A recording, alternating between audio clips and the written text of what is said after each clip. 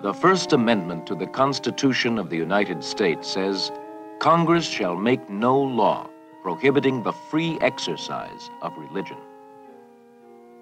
With these words, the Constitution guarantees us freedom of religion. But is this freedom unlimited, or must it be balanced against the well-being of the community? What happens if, through exercising freedom to worship, laws are broken or life is endangered?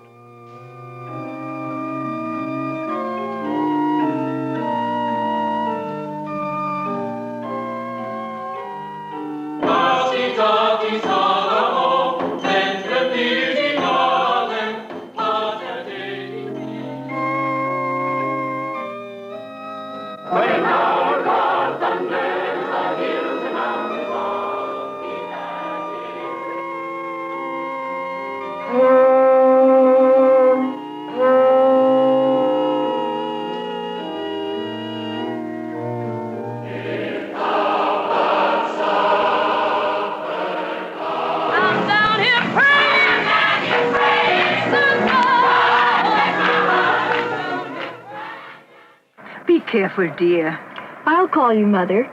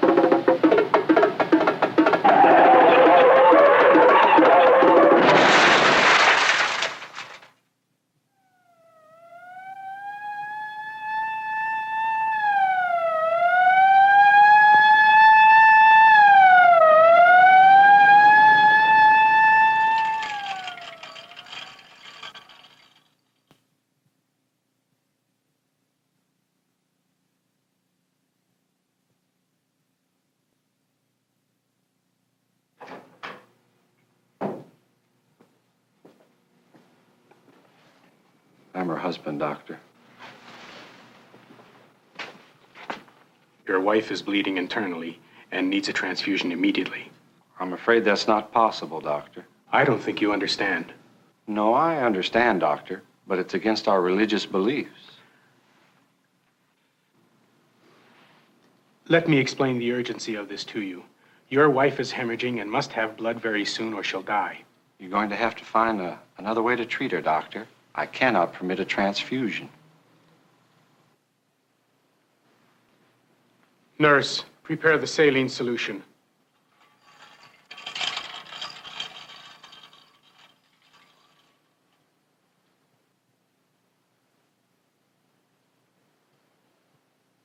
This salt solution is only a temporary measure. It will not replace the blood she's losing. We can only do this through a transfusion.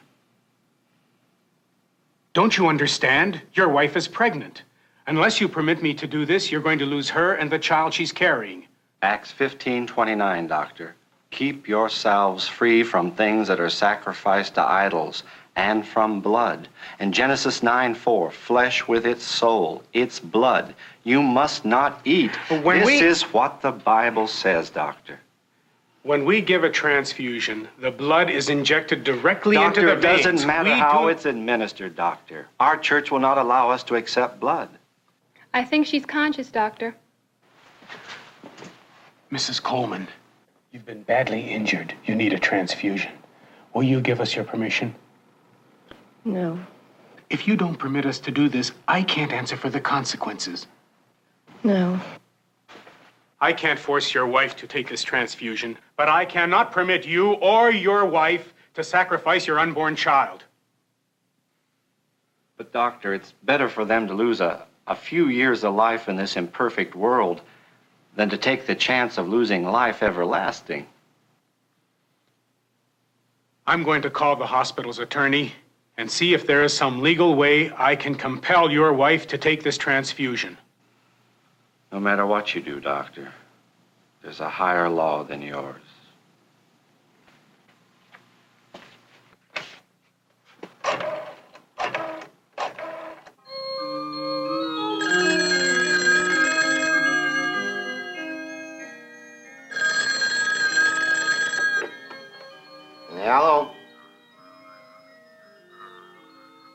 Yes, doctor.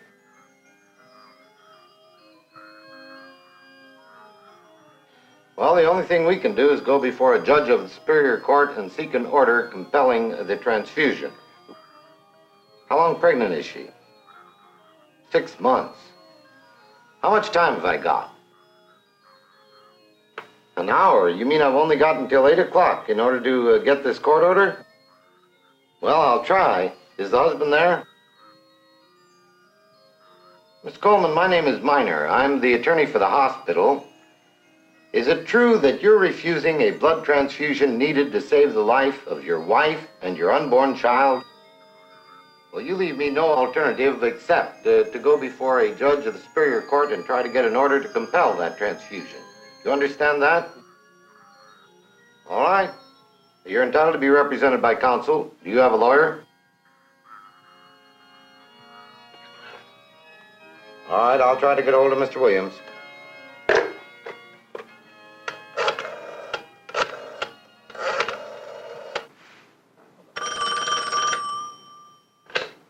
Hello? Yes, this is Sam Williams speaking. Yes, I know the Colemans very well, and I have represented them.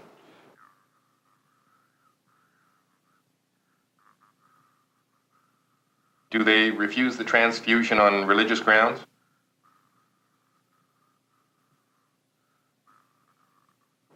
Yes, I would be more than happy to represent the Colemans, either in court if there's time to make such arrangements, or at the judge's house if that's all that can be done. I'm going to be in my office all evening, so just give me a call and let me know what arrangements have been made. Fine, thank you.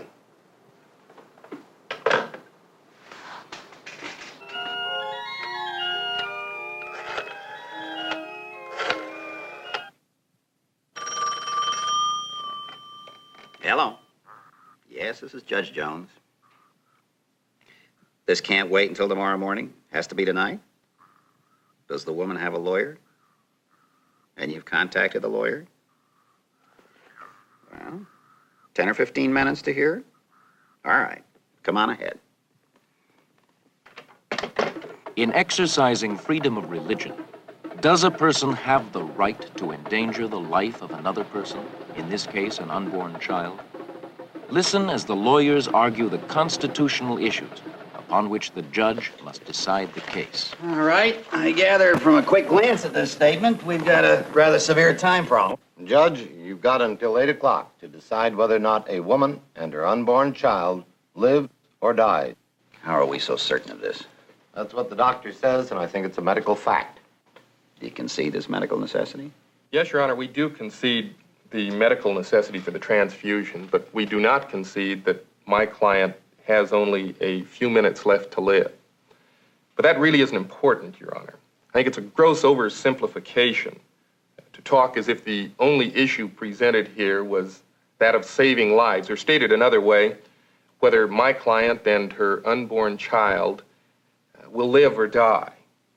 I think it's essential, Your Honor, that we put this question of life or death in proper perspective in relationship to the more important facts involved in this matter. Of course, the only important facts for me in this case have to be found in the federal Constitution.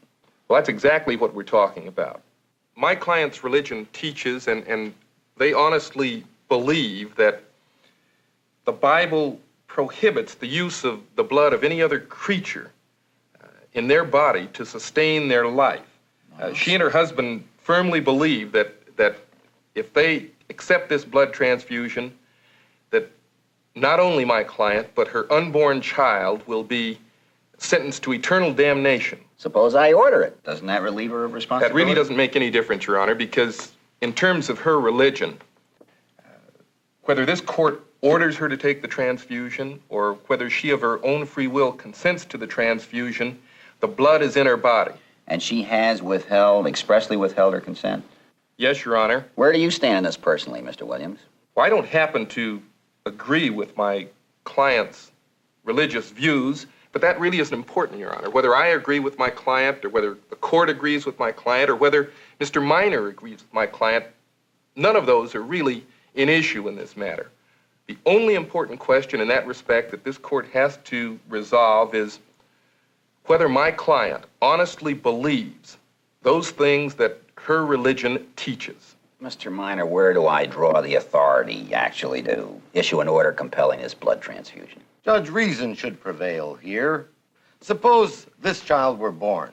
It needed medical treatment. Your Honor could make the child a dependent of the court and order such treatment over the most vehement of objections by the parents on religious grounds or rights of privacy. Your Honor, although the courts have decided that a child may be constitutionally declared a ward of the court, my client and people who believe as my client does are convinced that such a procedure violates their constitutional rights. Now, what I need to hear from Mr. Williams is something about these overriding interests, these social interests to which you refer, Mr. Williams. Yes, Your Honor. In this case, there are two basic overriding social considerations involved.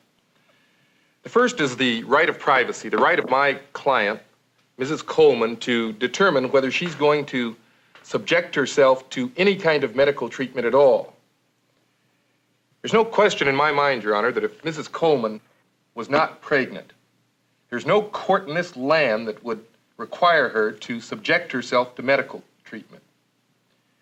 Would you yourself, Your Honor, be willing to tell Mrs. Coleman that she'd have to go to a doctor because she had a cold, or that she had to take vitamin pills, or take reducing pills, or submit to any kind of surgery? Secondly, Your Honor, we're concerned with my client's right to practice the religion of her choosing, a right also guaranteed by the First Amendment to the Constitution. It should be clearly understood, Your Honor, that the hospital is asking you to compel Mrs. Coleman to violate one of her deepest religious convictions. With all due respect, I think Mr. Williams misstates the issue before the court. That is, there's a difference between belief and action. This woman may believe anything she wants to religiously, but when she acts upon it, then the law may intervene. Let's use plain, ordinary common sense, Judge. Suppose a person runs a red light and defends himself on the grounds that he was following his religious conviction. There's no question that would be no defense. Similarly, no parent can refuse to send a child to school because that offends his religious belief, nor can such a parent fail to give proper medical care to his child. So that what we're saying is this, that there is an essential difference between the right to believe something, one can believe anything, and an action based on that right that transcends the social law or order.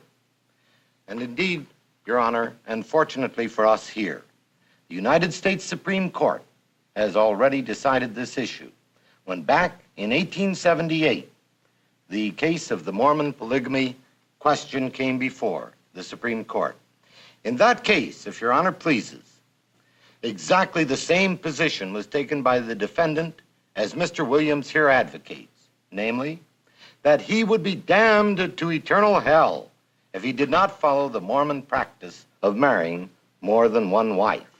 And yet, the Supreme Court affirmed his conviction that imprisoned him by pointing out that while he could believe anything that he wanted to believe, he could not act upon it in violation of the law.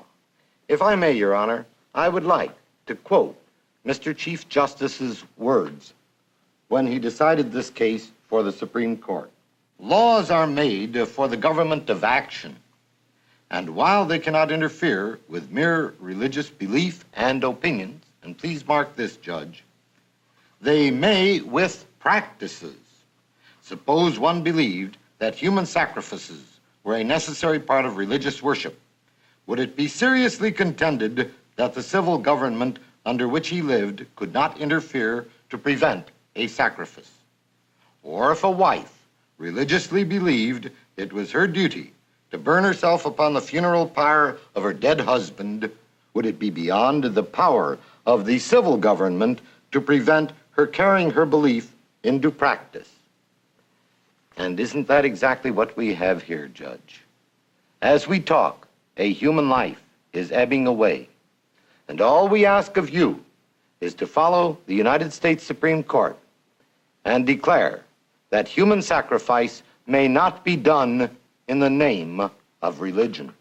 Your Honor, contrary to what Mr. Minor would have us believe, religious conscience can override the demands of the state. Freedom of religion is more than just the freedom to believe. It's the freedom to act on those beliefs. Your Honor, a case that is much closer to the situation that we have here was decided by the Supreme Court of our state just 5 years ago. It involved the prosecution of a group of Navajo Indians for performing a religious ceremony using the drug peyote.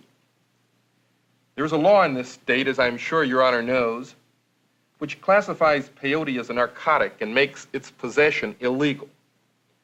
But these Indians belong to a church whose use of peyote in its religious ceremony was the essence of their religion. And the court held that the Indians could not be prosecuted for violating the law which made possession of peyote a crime, because to do so violated their right to freely exercise the religion of their choice. And in that case, Your Honor, Justice Tobriner stated, and I quote,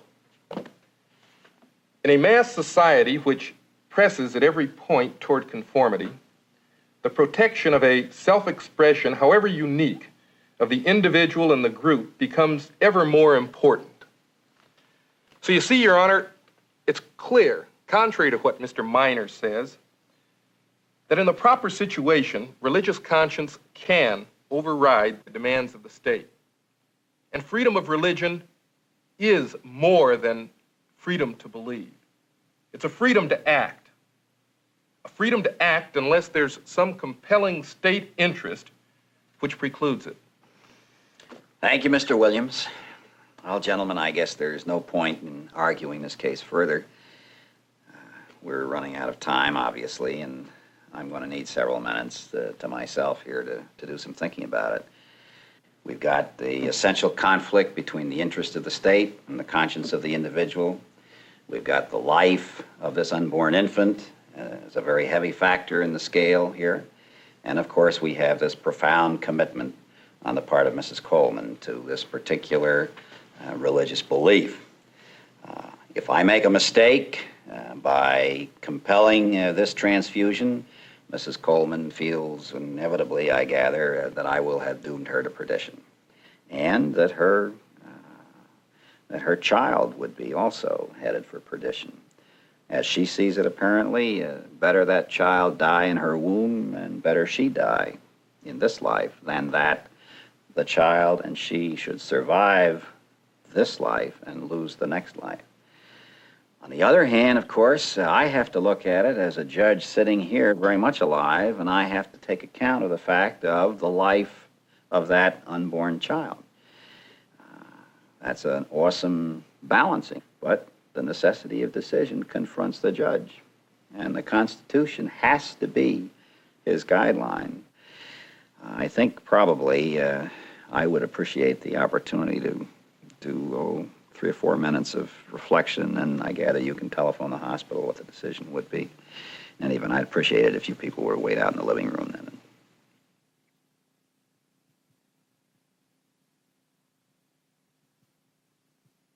At what point can the interests of society outweigh the individual's constitutional guarantee to freedom of religion? How would you decide this case?